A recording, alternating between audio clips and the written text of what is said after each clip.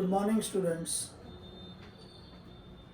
પ્રકરણ 1 એમાં છેલ્લે આપણે સંખ્યા જે આપી હોય એ શાંત દશાંશ સ્વરૂપમાં છે કે નહીં એના માટેની 3 જરૂરિયાત આપણે સમજ્યા કે P/Q માં લખી શકાતી હોવી જોઈએ, અંશ P અને છેદ Q એનો ગુસા હંમેશા એક જ આવવો જોઈએ અને Q એટલે કે છેદમાં જે કંઈ રકમ હોય, સંખ્યા હોય, એના અવિભાજ્ય સંખ્યાના રૂપમાં અવયવ પાડીએ તો આધાર તરીકે 2 અથવા 5 કે 2 અને 5 હોવા જોઈએ. જો એના સિવાયનો આધાર આવતો હોય તો એને આપણે દશાંશ સ્વરૂપમાં ફેરવી શકીએ નહીં. એના 2-4 દાખલા પણ મેં કરાવ્યા, ઘણા બધા દાખલા હોમવર્કમાં આપ્યા તમને. આજે હજી એક દાખલો આપું, દેખાશે ઘણો સહેલો પણ સમજવા જેવો છે. 42/35. તો 42 એટલે 2 તેરી 6 ગુણ્યા 7 અને 35 એટલે 5 ગુણ્યા 7. તો આનો ગુસા કેટલો થાય? 7. એટલે કે ગુસા 1 નથી, માટે એ શરત પ્રમાણે જ આ શાંત દશાંશ નથી. બરાબર ને? જે આપણે પદ્ધતિ કરી એ જ કરીએ છીએ, પણ અહીંયા આ દાખલો સાચો નથી. તમે કહેશો કઈ રીતે? તો તમે જુઓ 42/35, 7 છક 42, 7 પંચા 35. હવે તમારું 6/5 આવ્યું, આ 2 ગુણ્યા 3, 5 ગુણ્યા 1, આનો ગુસા 1 થાય છે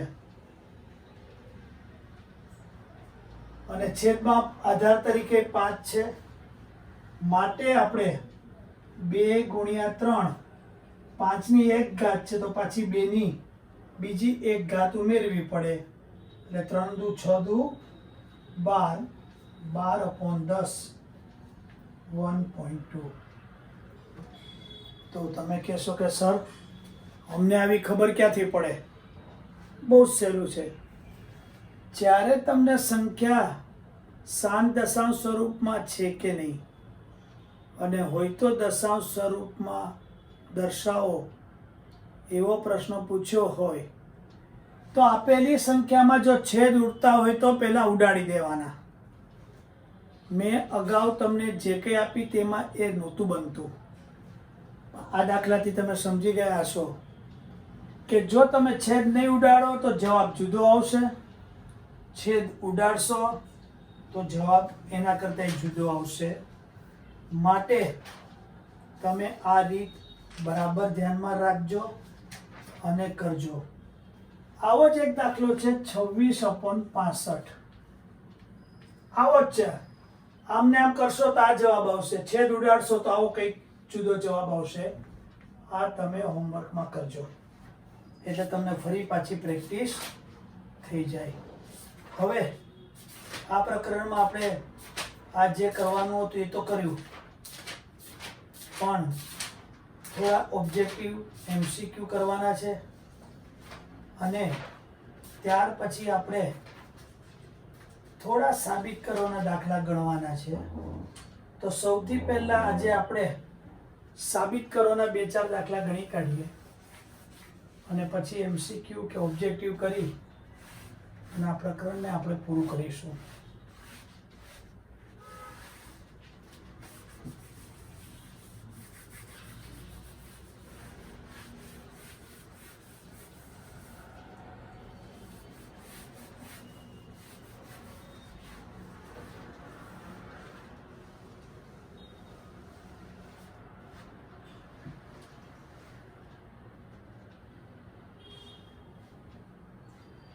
હવે તમને એમ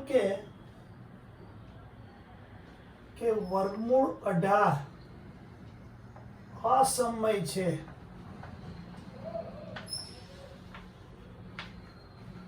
તેમ ચકાસો.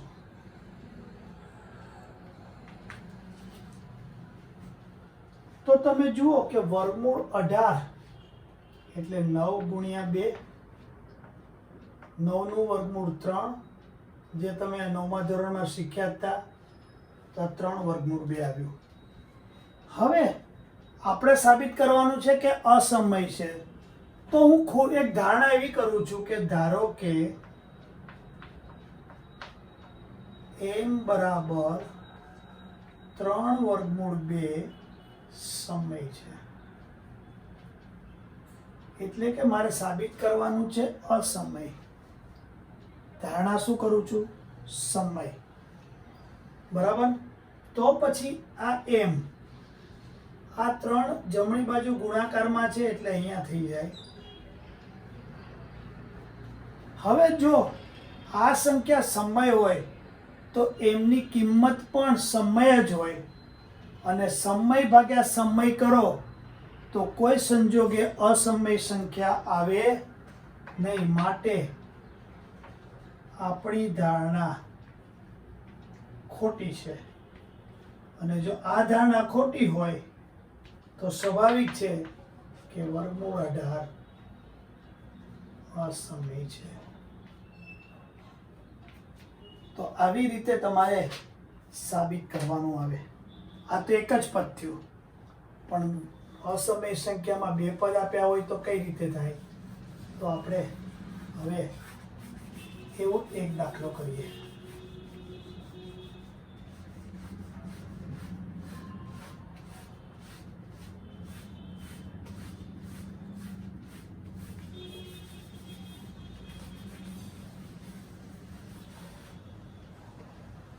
વર્ગમૂળ 3 વત્તા વર્ગમૂળ 5 અસમય છે તેમ સાબિત કરો કે ચકાસો. તો આપણે પહેલામાં પહેલા તો ધારણા કરી શું કે ધારો કે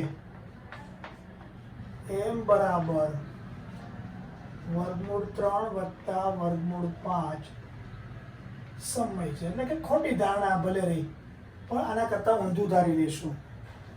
તો તમારા m બરાબર વર્ગમૂળ 3 વત્તા 5 આવ્યા.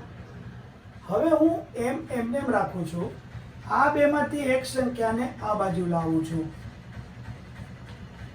તમે વર્ગમૂળ 5 ને પણ આ બાજુ લાવી શકો, તો અહીંયા વર્ગમૂળ 3 રહેશે. હવે હું બંને બાજુનો વર્ગ કરી નાખું. શું કરું છું? બંને બાજુનો વર્ગ.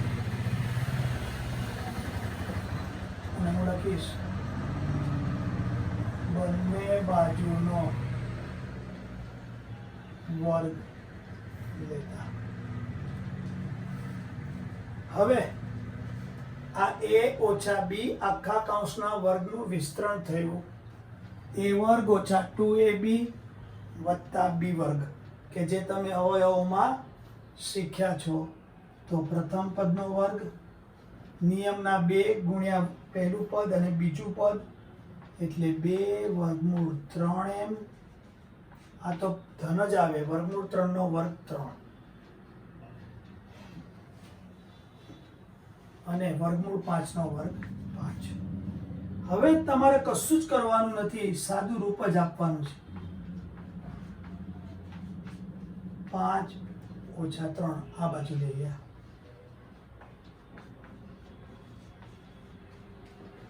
2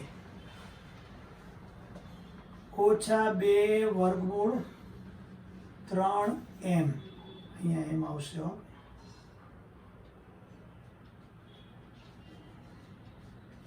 2 ઓછા m વર્ગ.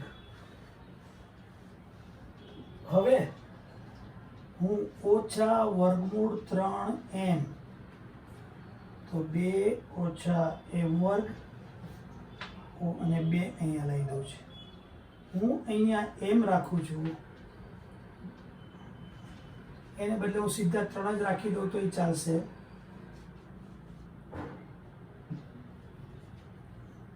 2 એમ ગુણાકારમાં છે એટલે ભાગાકારમાં. ફરી પાછું અહીંયા હું ધન રાખું તો આ બધી નિશાની બદલાઈ જાય. હવે તમે જુઓ કે આપણે એમને તો સમય સંખ્યા ધારી છે. જો આ બધું સમય હોય, આ 3 હોય તો આનો વર્ગ 9, એ પણ સમય થાય. તો જે જમણી બાજુ સમય હોય તો ડાબી બાજુ ક્યાંથી તમારી અસમય આવે? માટે આપણી ધારણા ખોટી છે.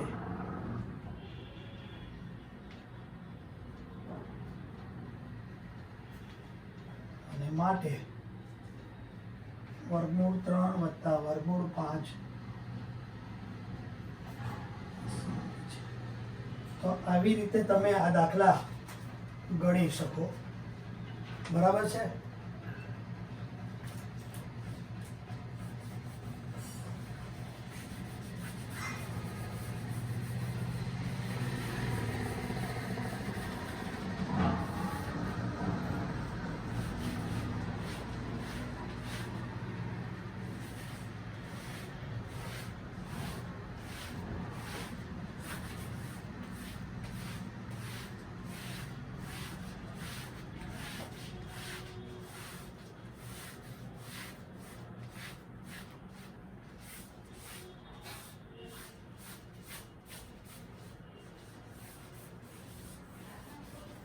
હવે આપણે એક બીજો દાખલો કરીએ છીએ. એવી 2 પ્રાકૃતિક સંખ્યાઓ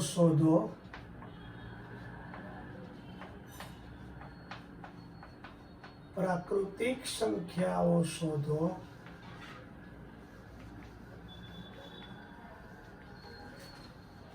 કે જેમનો ગુણોત્તર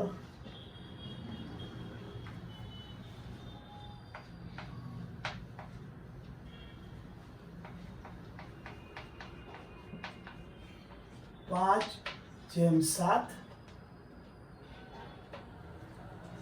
અને લસા 210 હોય.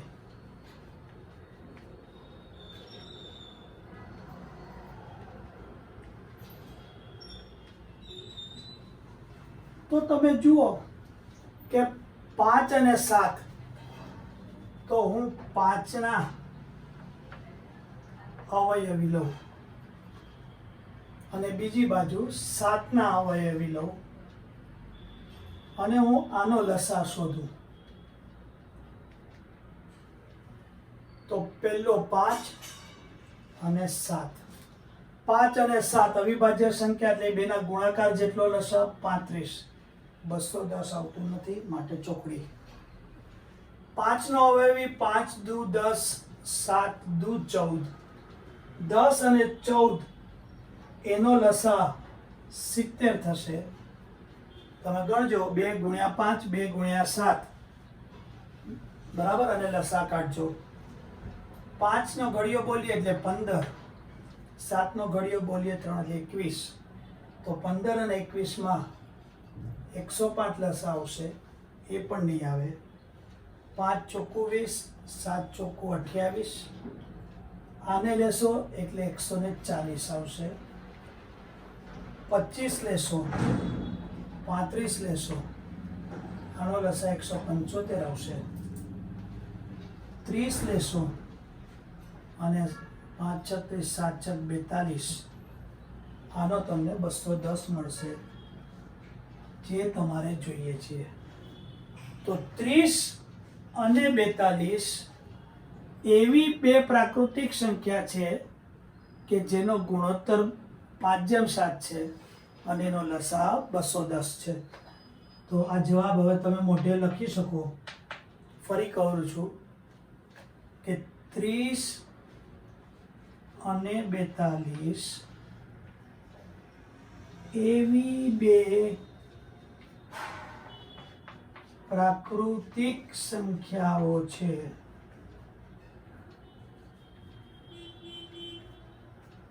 કે પછી તમારો અહીંયા જે છે આખે આખું તમે અહીંયા લખી શકો. તો આ તમારો જવાબ થયો. બરાબર. હવે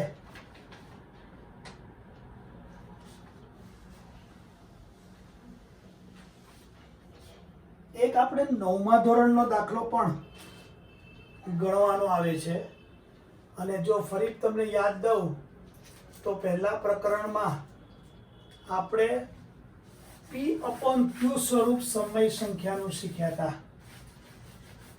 1/3 બરાબર કે નહીં? અને એમાં કેટલી વાર અંક પુનરાવર્તિત થાય છે એના આધારે 10 વડે કે 100 વડે કે 1000 વડે ગુણવાનું હતું. 9માના ચોપડા હોય તો P/Q સ્વરૂપ શોધી કાઢજો, રિફર કરજો. ઘણીવાર આ દાખલાનો પણ સમાવેશ આ પ્રકરણમાં કરે છે, માટે હું તમને આ કરાવી રહ્યો છું કે કશું છૂટી ના જાય. તમને કહે છે 0.090909 ને P/Q સ્વરૂપે દર્શાવો. હવે અહીંયા પહેલા તો આપણે ધારો કે x બરાબર 0.090909 યાદ હોય તો આપણાને પરિણામ નંબર 1 કહેતા હતા. હવે અહીંયા 090909 એટલે કે 2 અંકનું પુનરાવર્તન થાય છે, એટલે 100 વડે ગુણવા પડે. તો આ સંખ્યાને પણ 100 વડે ગુણવા પડે. આ 100x થઈ જાય. અહીંયાથી 2 દશાંશ જાય એટલે 9.0909 ... આ તમારું પરિણામ નંબર 2 થયું. યાદ હોય તો પરિણામ 2 માંથી પરિણામ 1 બાદ કરતા 2 માંથી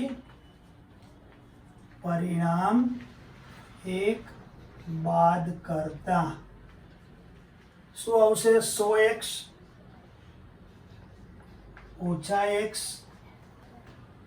9.0909 માઇનસ 0.0909 ...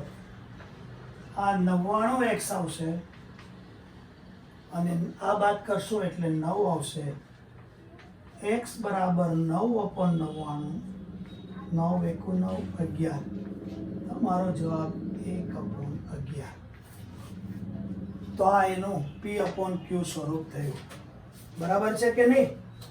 તો તમે જુઓ કે આપણે ઘણા બધા દાખલા ગણ્યા અને ઘણા બધા સરસ પ્રયત્નો કર્યા કે આપણને આ બધી વસ્તુઓ આવડી જાય. હવે આપણે થોડાક ઓબ્જેક્ટિવ ચર્ચા કરી લઈએ. આમ તો બધા મેં કવર કરી લીધા છે, પણ તમને એમ ના થાય કે રહી ગયા, સરે ના કરાવ્યા, તો હું થોડાક MCQ તમને કરાવું છું અને એ MCQ કરજો.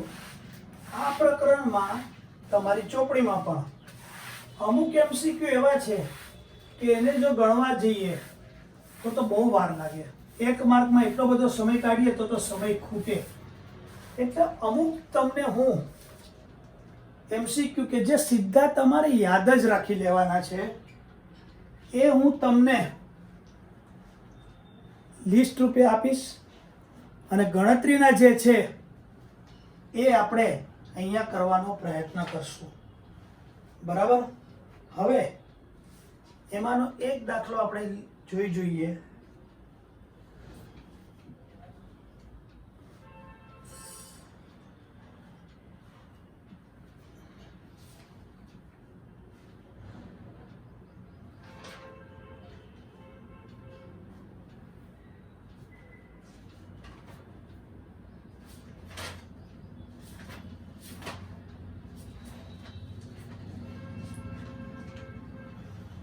કે પ્રત્યેક 4 ક્રમિક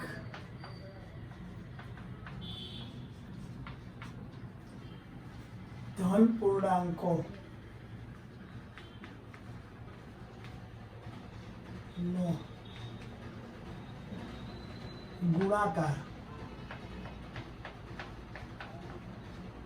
ખાલી જગ્યા વડે વિભાજ્ય છે. હવે પ્રત્યેક 4 ક્રમિક ધન પૂર્ણાંકો તો હું 1 2 3 4 લઉં, કોઈ 3 4 5 6 લે, કોઈ 7 8 9 10 લે, અને પાછા દરેકમાં ભાગાકાર કરે. કેટલું બધું લાંબુ થાય. તો તમારો આનો જવાબ 24 આવશે. કઈ રીતે? તો જો હું બતાવું. 1 2 3 4 2 2 તેરી 6 ચોકું 24, 24 ભાગ્યા 24 છે 0. 2 3 4 5 6 ચોકું 24 પંચા 120, એને પણ 24 વડે ભાગો છે 0 આવી. આવી રીતે તમે સીધો જવાબ એ યાદ રાખી શકો. અને જો કદાચ તમને સીધો જવાબ યાદ રાખવાનું અઘરું પડતું હોય તો આવું એક ઉદાહરણ લઈ અને 2-3 આવા ઉદાહરણ લેવા પડે અને દરેક વખતે જોવું પડે કે કોના વડે શેષ ભાગાકાર કરતા 0 રહે છે.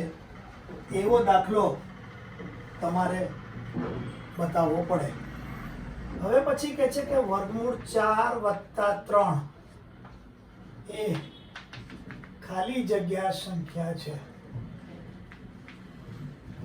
હવે તમને વર્ગમૂળ આવે એટલે તમે સીધું અસમય લખી નાખો.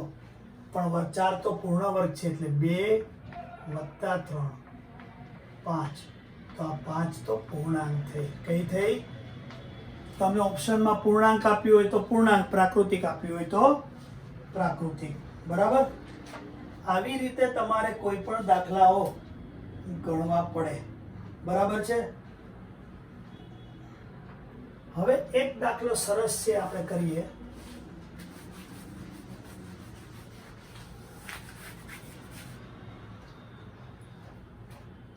અઢાર 5/3 ને દશાંશ ચિહ્ન પછી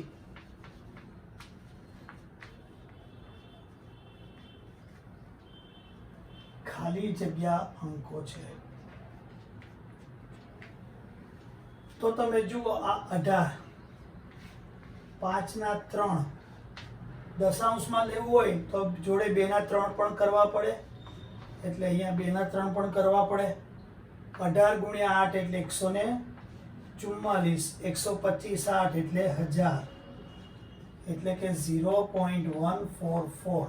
તો દશાંશ ચિહ્ન પછી કેટલા અંકો આવ્યા? 1 2 અને 3, એટલે કે 3 અંકો આવે. તો આવી રીતે આપણે દાખલાઓ ગણવા પડે, યાદ રાખવા પડે. ત્યાર પછીનો એક દાખલો કરીએ આપણે.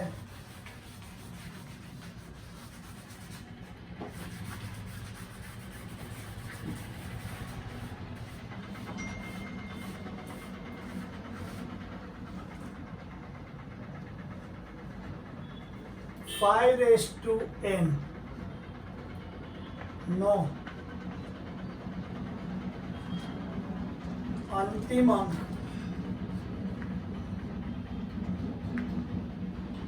ખાલી જગ્યા જ હોય.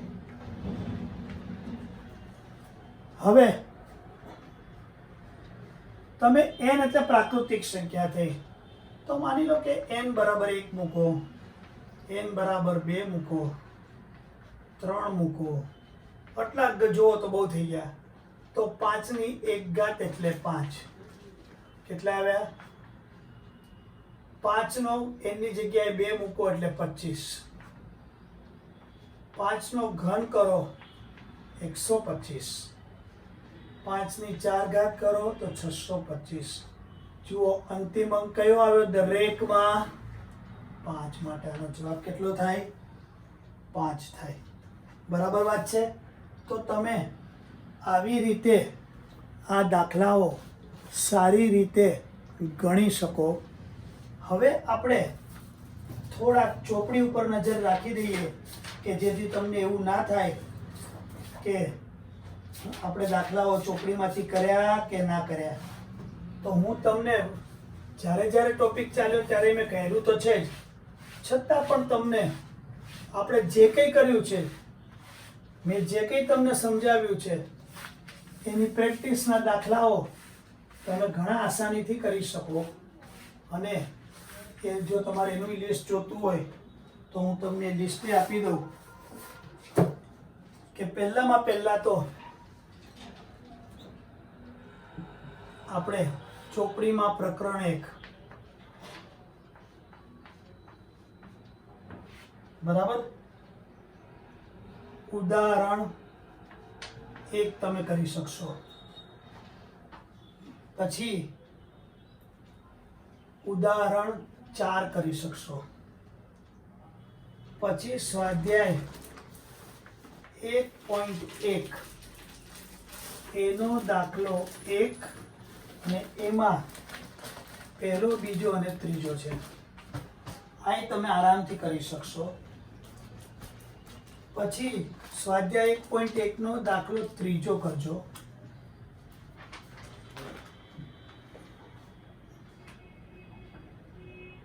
ત્યાર પછી તમારા ઉદાહરણમાં સ્વાધ્યાય 1.1 પછી પાછું ઉદાહરણ 1 છે એ કરજો.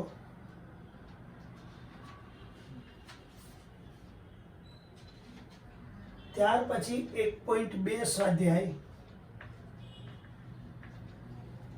એમાં દાખલા નંબર 1, એમાં 1 થી 5.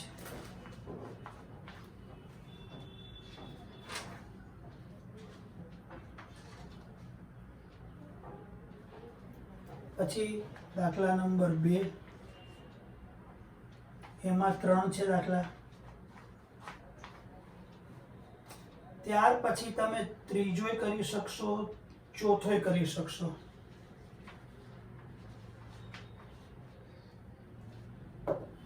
અને 7મો કરી શકશો.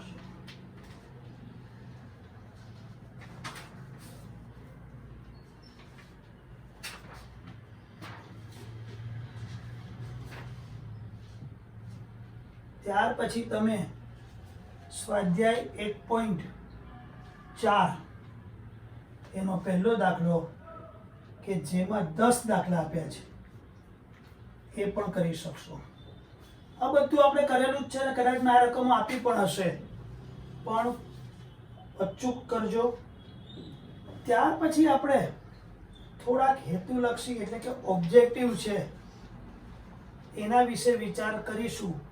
અને એવા ઓબ્જેક્ટિવના દાખલાનું લિસ્ટ તમે આ જ્યારે છેલ્લું એક લેક્ચર આ પ્રકરણનું એટેન્ડ કરશો ત્યાં સુધીમાં હું તમને મોકલી આપીશ અને હું લખીશ કે તમે આ પ્રેક્ટિસ માટે કરજો.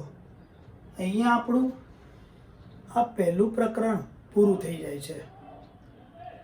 હવે નેક્સ્ટ આપણું આવશે બીજું પ્રકરણ. બીજું પ્રકરણ ઘણું સહેલું છે, બહુપદીઓ છે. ખરેખર તો બહુપદીનું સ્વરૂપ 5મા ધોરણથી તમે સીધી કે આડકતરી રીતે ભણતા જ આવ્યા છો. અહીંયા આપણે એ જ સિદ્ધાંતને, એ જ બેઝને ધ્યાનમાં રાખીને આપણે બીજા પ્રકરણની શરૂઆત કરીશું કે બહુપદી એટલે શું, બહુપદીનો ઘાત એટલે શું, પછી બહુપદીનું મૂલ્ય કઈ રીતે શોધી શકાય, બહુપદીના પ્રકારો કયા. આ બધી વસ્તુ આપણે નેક્સ્ટ ટાઈમના લેક્ચરમાં શીખીશું. અને આપણે હવે પ્રકરણ 2 થી આની શરૂઆત કરીશું. આજનું કામ અહીંયા પૂરું કરીએ. Thank you very much.